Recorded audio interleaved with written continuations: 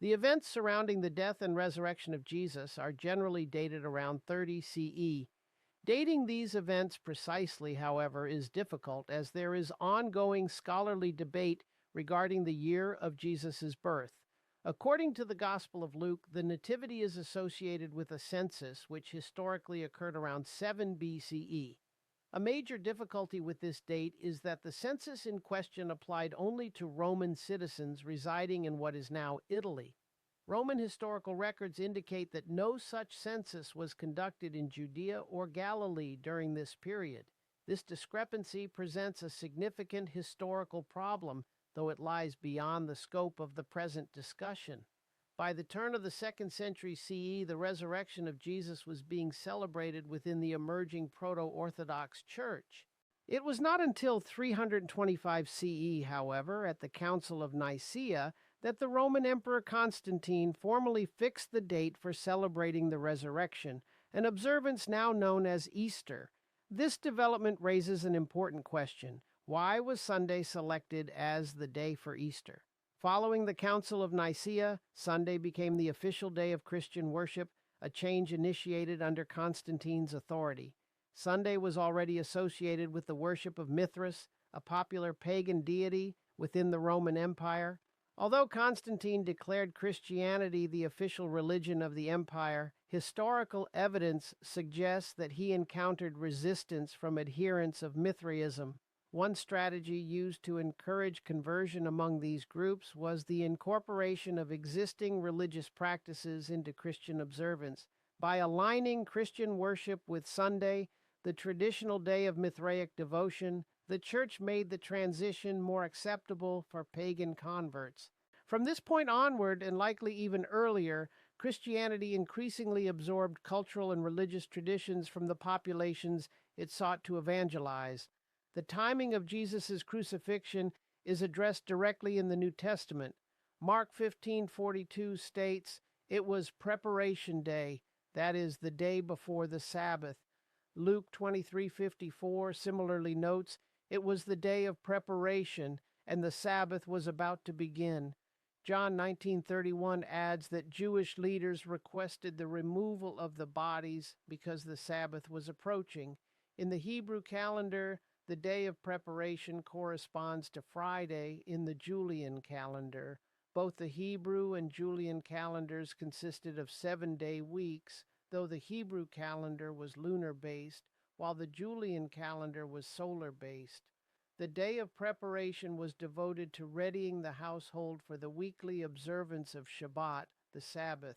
According to Jewish tradition, still observed today, burials do not take place on the Sabbath. Normally, burial occurred within 24 hours of death, unless the death took place on Shabbat itself or the day of preparation of there was not enough time for a burial, in which case burial was postponed until the following day, corresponding to Sunday in the Julian calendar. According to the biblical account, Jesus was crucified on a Friday and died at approximately 3:00 p.m., referred to in the Gospels as the 9th hour. Understanding the timing of the Sabbath is therefore critical. In the Hebrew calendar, the day begins at sunset, a concept rooted in the creation narrative. There was evening and there was morning, the first day. In the spring, when Passover occurs, sunset would have been around 5:01 p.m. Rabbinic tradition, as reflected in the Talmud, states that the Sabbath officially begins when the third star becomes visible in the sky. Planets considered wandering stars were included in this count. This narrow window left little time to obtain Pilate's permission to remove Jesus' body from the cross and complete the burial before the onset of the Sabbath. As a result, certain customary burial rituals would likely have been abbreviated or omitted. It is possible that Joseph of Arimathea obtained permission swiftly or even claimed to have received authorization in order to meet the deadline.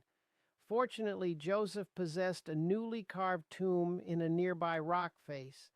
This made it possible to remove Jesus' body and place it in the tomb before sunset. The Bible states that Jesus remained in the tomb for 3 days.